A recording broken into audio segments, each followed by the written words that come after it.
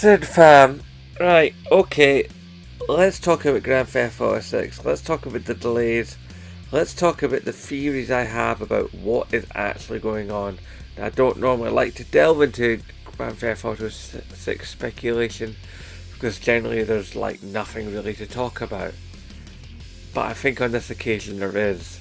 Now, you probably, a good chunk of you, saw that I put out a short about 45 minutes after the news was released on Twitter. I saw that thing, I screenshotted it, and within 2 minutes later, that screenshot was turned into a virtual screen background for a short, and I got to use a lot of the information you need because that's what I try to do. I try to get you the information you want. So, once this video is done, I really want to read your comments, and you know I'll respond to them, guys. I always do. Right. So, a year and 5 months have passed, over 500 days since we got the Grand Theft Auto 6 trailer. Since that time, it has been wall to wall speculation and theories and conspiracies and AI art and videos and fan renders and anything and everything you could ever think to conceive to have with the release of a game like Grand Theft Auto 6, although I get the feeling there's going to be nothing like Grand Theft Auto 6 for quite some time to come, if again ever at all. If there's ever going to be another Grand Theft Auto, I don't think so at this point. I think the game puts so much stress on Rockstar to make. I think that this might be the last Grand Theft Auto, but this Grand Theft Auto will be around for a very long time. I mean, we've had 5 since 2013. It's now 2025. Okay, we've had this game around a long time. It's now been over 3 consoles. It's had 2 PC iterations. You can play it on a Steam Deck. The only thing you can't do with it is play it on a phone or play it on a Nintendo system. And I get the distinct impression that probably later on this year or early part next year, there will probably be a Nintendo Switch 2 iteration of Grand Theft Auto 5. That's just my personal feeling. I could be wrong. But a lot of people have spoken about the idea that when Grand Theft Auto 6 comes out, that was going to be the game to break out of the 70 quid model. And considering the Nintendofication of things, like where today we also had all the talk about Microsoft raising all its prices of almost everything except Game Pass, which will come again because they raised it not that long ago, and I think it will raise again. Then basically, I think it's like Nintendo took the heat. Microsoft then saw what they were doing, and let's face it, the Xbox Series systems have not been the success they could have been, even though, let's face it, I mean, the Xbox Series X is a decently powerful bit of kit, and the Xbox controllers are pretty damn nice. But it's fair to say that PlayStation, though coming from behind, with it being released last and having all the issues with supply and demand for the parts and stuff, and how hard it was to get a PS5 in the beginning for so many people. Even with all that, it still seems to have been the case that, yeah, PlayStation has effectively won this generation, like it won the last generation. And I think the Xbox, as far as Microsoft are concerned, is no longer a valued proposition. They'd rather put out the system, and they're not going to subsidize it, they're just going to charge it for what it actually costs for them to make it. And from that's why everything now on the Xbox side for all the hardware has now gone up quite so significantly. I don't think Microsoft is prepared to play around with Xbox. And they're going like, right, we spent all this money in Xbox, we bought all these properties for you to own to make Xbox even more successful, and technically speaking it really hasn't actually worked. So now you're going to lose all your extra funding that you get from the main company body, and we're just going to pump up the price of everything, and if it sells, it sells, but if it doesn't, it doesn't, and that's it. And I think that this in turn will probably kill any future iterations of a physical Xbox, and will hasten the oncoming idea of Xbox just becoming a service model, as I've spoken about in other videos previously. But back to Grand Theft Auto. So Nintendo have risen the price of their games, as we've also previously discussed, as I did also with some of you good members of the public at the convention the other week there. 2 weeks ago now, actually. Wow, time moves. And people are not pleased about it. Now Nintendo has basically gone, right, our games are now going to be 80 and 90. 80 for your digital edition, 90 for your physical edition, which in some cases, and quite a lot of cases, it's not actually even going to be a physical game. It's just going to be a game key. You still have to download the game, but you could sell the key if you want to. But when the servers turn off in some number of years, that game is gone forever. We've had that discussion. I think what's going on is Rockstar, Take-Two, they want to charge 100 quid for the game. Now, in preparation, I've actually got 100 quid put away, in a separate savings pot in my banking app for it, because I was expecting to be playing it in November. And I was even trying to make sure that I had enough holiday time from work to take off to play the game. I think a large part of this is to do with the price rise. I think that their thinking is, okay, Nintendo's put up their prices, Microsoft's put up their prices, perhaps in time PlayStation will put up their prices again, although I'd really rather see PlayStation actually buck the trend for sales purposes. Go like, hey, we're not raising our prices, and have that as a direct sort of like 2 fingers and a tongue out to the competition, to show a differentiation and maybe move customer focus over to Sony, thus increasing their sales. It's an idea. I'm not saying it's the right idea. I'm not saying it's the true idea, but I'm saying it's an idea that's, to my mind, got legs. Whether Sony want to agree with me or not is in the lap of the gaming gods. So I think this year that Rockstar are giving it till they actually bring the game out, one, obviously allows them to do further things to the game, probably increase the level of story DLC. Perhaps they'll actually have some story DLC this time. Take us back to the glory days of 4, when we had the Ballad of Gay Tony and the Lost of the Damned.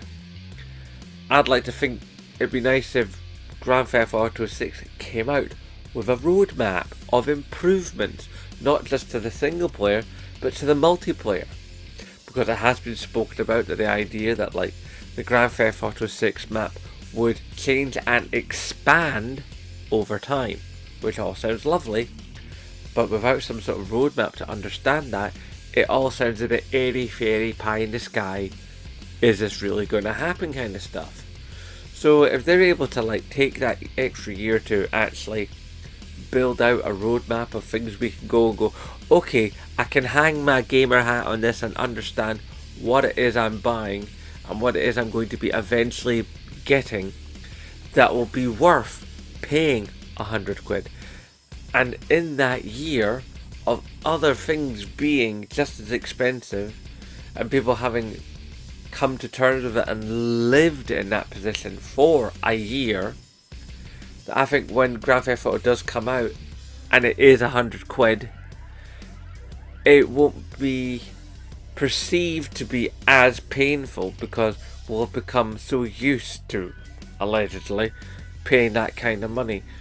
But only really games much like Grand Theft Auto 6 can get away with such ridiculous sums of money. and the reason they can get away with such ridiculous sums of money is because of the legacy. I mean, from Grand Theft Auto 3 especially, the game has just pushed the boundaries and done everything it can to become bigger, better, faster, more. Now yes, okay, we did lose some of the advanced features that were gained in Grand Theft Auto 4 when we moved to Grand Theft Auto 5, but then there were things done in 5 that 4 couldn't have done. So if the best of both worlds can be taken from 4 and 5, with the high-end graphics and better stuff that we have now in 2025/2026, then obviously Grand Theft Auto 6 is going to be an amazing piece of software, and it's going to be something that will have the longevity to be able to be upgraded upon and built upon for a following 10, 15, maybe even 20 years. And it could be one of the things that actually keeps the console market alive to some extent. Because even if there won't be another Xbox, you can basically bet at this point there will be another PlayStation, because Sony have been working on the PlayStation 6 for quite some time now. And there's all kinds of rumours and stuff, and some things coming out about it, about what it will have and what it won't have. Now, none of it's confirmed, because Sony are extraordinarily tight-lipped on this kind of thing. But they have been putting serious R&D into another handheld, a proper handheld, not just a handheld that beams stuff from your PlayStation 6 to it, but an actual dedicated handheld. Now, I spoke a while ago about how there should be a handheld, and what the handheld should be is basically a downscaled PS4 with all the capabilities of the PS4, but obviously just in a smaller form factor, because it's possible. You know, I mean, we see some of these modding people online who be able to like take these gigantic systems and stretch and conform their functionality or shrink it right down. So I think with, you know, technology as it is now, to take a system that came out in 2013 and shrink it down and shrink it down and shrink it down until it becomes a handheld in roughly similar dimensions to the PlayStation Portable. Maybe a little bit bigger, because I mean, it's based the PlayStation Portable is basically just a screen with a controller either side of it. So they might have to fit obviously some other gubbins in there. But imagine it would be an all digital system, which would then mean you would be buying all those digital games, and it would have access to PlayStation Plus, and you could probably end up having games that would be coming out just for it. So I think they would have I think that system would have some serious legs. Now if it could have the camera as well, then you're really having something, because then it could also be as a mobile device, it could also be a communications device, it could be a mobile movies device, it could also upset the tablet market. It would definitely do a lot for online mobile gaming, especially if you could like either tether it to a phone via Bluetooth or whatever, or even would stick an SD card alongside the SD card you would stick in it. You could also stick in a SIM card like you could with the Vita, because there was two versions of the Vita. There was a Vita where you could like just have it as online, and there was a mobile phone ready version where basically you could stick a SIM card into the back of your Vita and play games online through your mobile contract. So there's that to consider. So I think that Grand Theft Auto 6 is going to wait that year so it can use the public getting used to the idea of 80 and 90 quid games to bring out a 100 quid game. Now I could be wrong about that, but I think that's probably one of the most reasonable explanations you can have for it. That, and it's also maybe the game just actually isn't finished, because as we've discussed on many occasions, not just me but on countless other YouTube channels out there, it is going to be gigantic. It's going to be a massive game. It's going to be stupidly large. And I'm fine with that. As long as there's stuff today. Because we've all played our fair share of open world games where there's large swaths of land with nothing there. Now, you do have to have open areas because you couldn't have, a 10,000 square foot map or square mile map or whatever, however big you want to go, and have it completely densely populated with stuff to do and things to go and things to see and places to drive. It would just be unworkable. There'd be too much. It'd be an overload. So for pacing's sake and for story's sake, you obviously have to have different areas and different biomes and different levels of NPC interaction and so on and so forth. But there are large areas of a lot of open world games which are basically just not just actual desert, but functionally desert. There's nothing there. There's nothing to hold the player. They're literally just large areas the player has to traverse in order to hit the next story beat or to extend the time played in the online mode missions. And that's kind of dishonest in a way. It's sort of like, oh no, you get to do this mission for your online character and you go across the map and you do this thing. But you have to drive all the way there and the drive takes you like 30 minutes to get there and it takes you like probably 40 minutes to get back because you're probably having gunfights and crashing in it and stuff and probably having to like swap cars and stuff and all the rest of it and reboot your health and all kinds of crazy. I'm getting a little off topic here, sorry. But I basically think the main reason is just development. It's all about making sure that the game is fantastic and is palatable. So yeah, I think it'll come out and it's nice that it's actually got a date. So now we've got something we can go, okay, that's when we asked to be off work. And you can see a global effort, shall we say, of like people not going to work for like anywhere from a day or two to like an entire week. I'm going to try and take as much time off as I can next year, and I'm going to totally play the hell out of that game because we have waited a really long time for it. Now, there are a lot of things that we expect from Grand Theft Auto 6. We expect the aforementioned ever-changing, expanding and evolving map. We expect interesting characters. We expect interesting mechanics.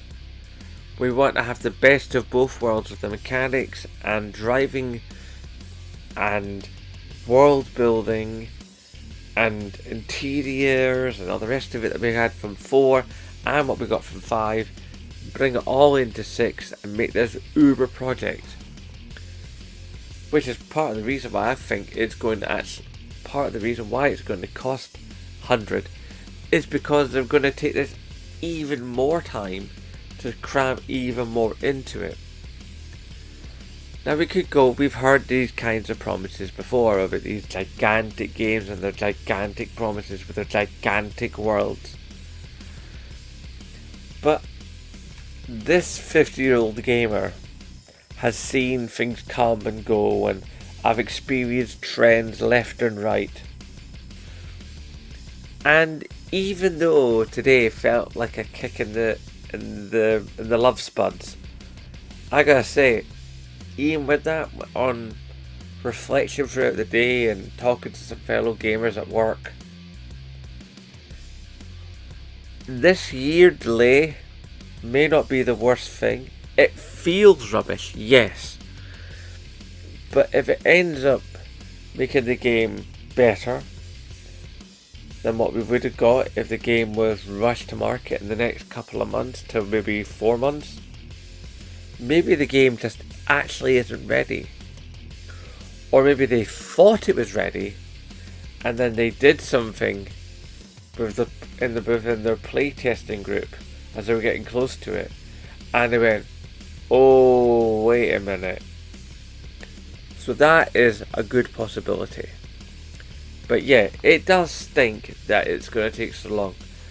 And it is going to be a tedious year because, as I said before in the short, there's going to be even more in the way of speculation videos and basically scammers scamming. But at least it'll be curtailed by the fact that we actually have an actual release date. So at least nobody can go, well, I've got Grand Theft Auto 6 early.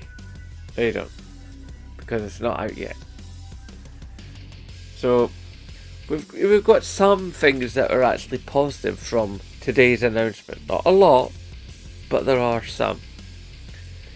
And at least we know that it's got another year of, finishing off and being looked at and making sure that, the I's are dotted and the T's are crossed.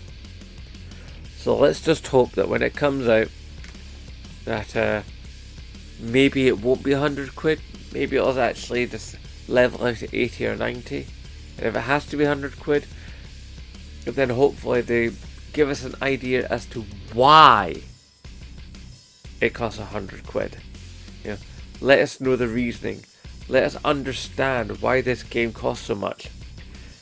And seriously, Rockstar, within the next month or two, just to mollify us in that, maybe a second trailer.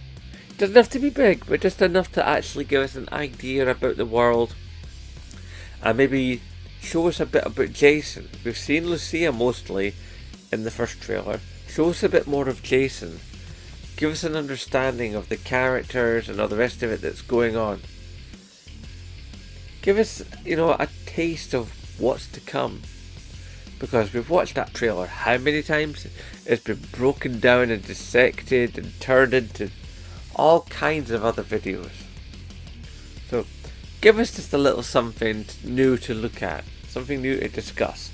Even though we know it's over a year away, at least if we can have something else to talk about, and something else to analyse and speculate from, at least it will freshen up the discussion.